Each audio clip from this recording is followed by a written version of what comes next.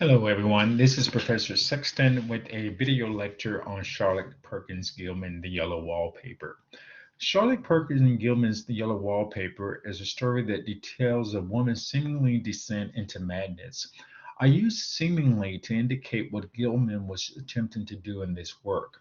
Normally, I don't dedicate our lectures to discussing the author's intents, but for this story, Gilman's reasons are important to how we read the story. In course documents, I have added a one-page editorial in which Gilman explains her reasons. Why I will highlight in this lecture parts of that editorial, you should read it for yourself. She begins by indicating that after the 1891 publication of the story, a number of people, in the editorial, she highlights two male doctors, which will be important when we come to the story itself, found fault with her story, with one indicating that it ought not to have been written and that it was enough to drive anyone mad to read it.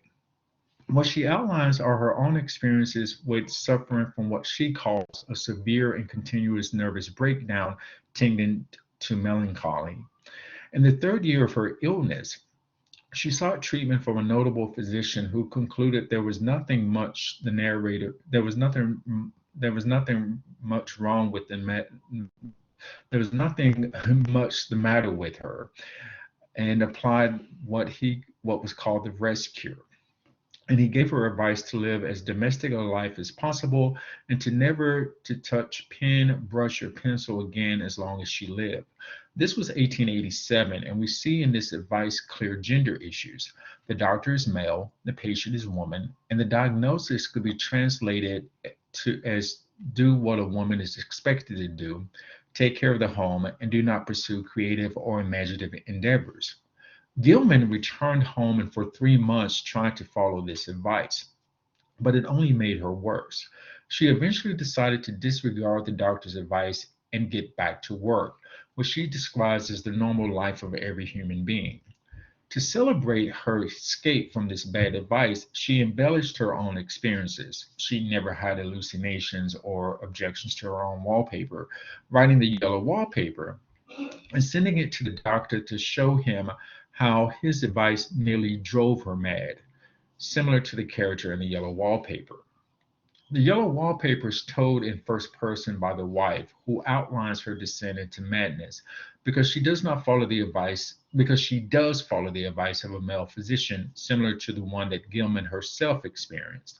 However, in this fictionalized account, the doctor is the female character's husband. He is a physician of high standing, and her brother, who is also a physician of high standing, do not believe that she is sick. Her husband also advises her to take the rest cure and not to do anything. Not doing anything causes her to feel worse to the point that her husband threatens to send her to Weir Mitchell. Silas Weir Mitchell was the physician who pioneered the rest cure and the very same doctor who motivated her to write the story. In the story, the narrator mentions that she has no desire to see this doctor because she had a friend who was sent to him. One of the major issues that Gilman addresses in the story is gender expectations for the 1800s. Notice that her husband is given a name, John, yet we are never given her name.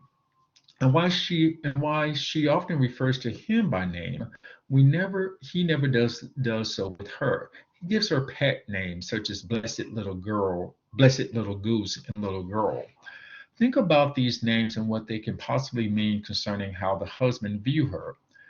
That the narrator has somewhat failed in her domestic duties as a woman, it is noted that their child is taken care of by a woman named Mary.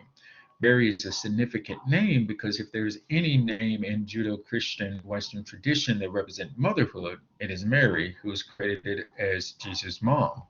What the story also hint at is postpartum depression because we learn that the narrator has recently given birth. At this time, medical science, which was mostly dominated by male physicians, didn't truly understand postpartum depression. And it could be argued that even now, we still have a long way to go in fully understanding it and how it affects women after giving birth. And while the story does focus on the gender expectations of women, you should also be aware of the gender expectations for men. What roles are they expected to play? how they demonize when they don't fulfill those roles?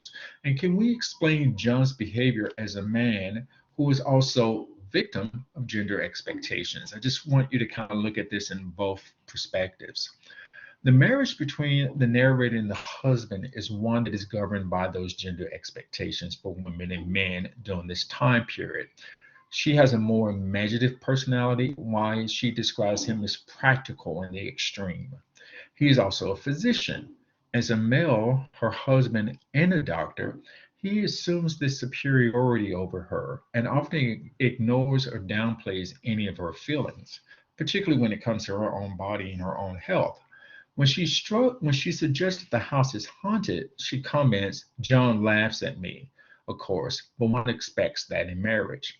And while yes, it might be natural reaction to laugh at someone who suggests the house is haunted, note how she indicates that he laughs at her often and how she assumes that this is what a marriage should be like. And throughout the story, there are other instances where she will indicate that John laughs at her. So it's not just when she says that the house is haunted that he does so often. In addition to the characterization of John and his treatment of the narrator, settings in various aspects play an important role in the story. First, there's the time period, the late 1800s, with its very defined gender roles for men and women. But second, there are physical ones. The narrator has already described the house as being haunted, but she also alludes to how isolated it is. It's 3 miles from the village, and its condition and is sat empty for a number of years, and there are some areas that are in desperate need of repairs. However, what is most important is the bedroom and the wallpaper. She claims that the bedroom was once a nursery for keeping little children or a gymnasium. And she does so because there are bars on the window and rings and things in the wall, which that makes sense being a nursery because you don't want children falling out and rings on the walls when in a gymnasium. But that can also indicate what was then called an insane asylum. I mean, if you've ever seen those movies set during that time period where they're set in insane asylums, this house fits perfectly with the descriptions of those places. So it is conceivable that that is what this house used to be instead of what she's seeing it as. And even though it is an inanimate object, the yellow wallpaper functions almost like a character in the story. I mean, after all, that is the title of the work. She notes its sprawling, flamboyant patterns, and then indicates that, and this is a quotation from the story itself, that if you follow the lame, uncertain curves for a little distance, they suddenly commit suicide, which implies a lot about her mental state. Over the course of the story, the narrator begins to personify the wallpaper, giving it human characteristics, stating that it looked to her as if it knew what a vicious influence it had. Eventually, she begins to see a figure in the wallpaper. What the narrator most wants to do is to write, but under the rest cure, her husband tells her that she mustn't. She then writes in secret and have to hide it from her husband and her husband's sister, who is mentioned in the story. Tired of hiding her writing, she begins to focus more on the wallpaper as a creative outlet. In her mind, the pattern in the wallpaper takes the shape of a woman. Once again, this is another quotation from the story. And it is like a woman stooping down and creeping about the pattern. As she continues to watch the paper, she states quite firmly that there is a woman behind it who is shaking the paper as if she's trying to escape it. Patterns of wallpaper could be read as the gender expectations of women at that time. At times, she sees just one woman, but others she sees numerous women who are trapped and must creep. And the way that I'm reading creep here is like to do things in secret. In the last days of their stay in the house, the narrator begins to peel off the wallpaper in order to help the woman or women break free of its patterns. On the last day, she finally acknowledges that she too had been trapped behind the wallpaper. She states, "I wonder if they all come out of the wallpaper as I did." So you see this connection between the women in the wallpaper and herself. On the very last day, the narrator locks her door so that she can continue removing the wallpaper undisturbed. When her husband arrives, he asks to open the door. She tells him that the key is downstairs. When he finally gets the key and come in the room, he finds her creeping around the room. So she's just going around the edges of the wall of the room. And he cries out, "For God's sake, what are you doing?" She ignores him and keeps creeping and then tells him, "I've gotten out at last in spite of you and Jane, and I pulled off most of the paper so you can't put me back." So here she makes it clear that she's been trapped and that John has been partly responsible for it. What is interesting here is the mention of the name Jane. There's been no mention of this name previously in this story. There's been Mary, there's been Jeannie, but no Jane. Some people have argued that it's a typo. It's like, Jane was supposed to be Jenny, but it was just a typo.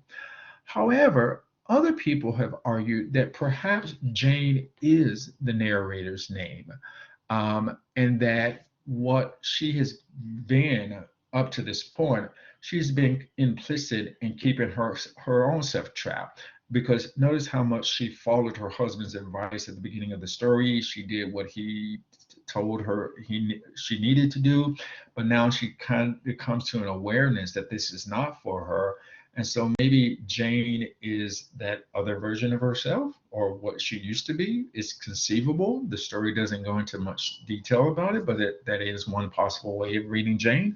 Or you might just want to read Jane as a typo. Feel free. The story ends with John fainting and the wife continuing to creep around the room, stepping over him each time. So if you imagine the very last scene of the movie, sorry, the very last scene of the story, imagine it as in a movie. So the very last scene, you have a husband who's a physician who thought that his wife was getting better. He comes in, find her creeping around the room, and he faints. And she then continues to creep around the room, stepping over him. And so just imagine it fades to black, but it fades to black with her continuing doing that. Is this ending positive or negative? It's debatable. On the positive side, the wife has escaped the wallpaper and has somewhat triumphed over her husband in the sense that he's fainted, which is not a masculine characteristic, right? If we're talking about gender roles. And she is stepping over him each time she goes around him. So her stepping over him could be construed as victory, right? She has the upper hand.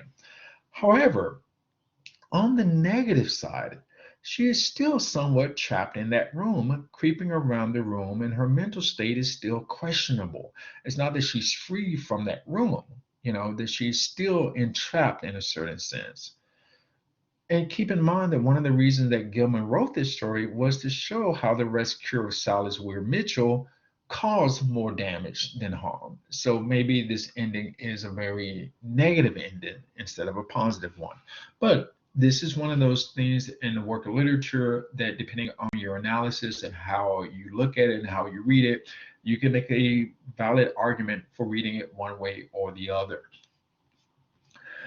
As you reflect on this lecture and your reading of the story, here are some questions to consider in preparation for your upcoming paper assignment. Think of the various conflicts in the story. Narrator against her husband, right?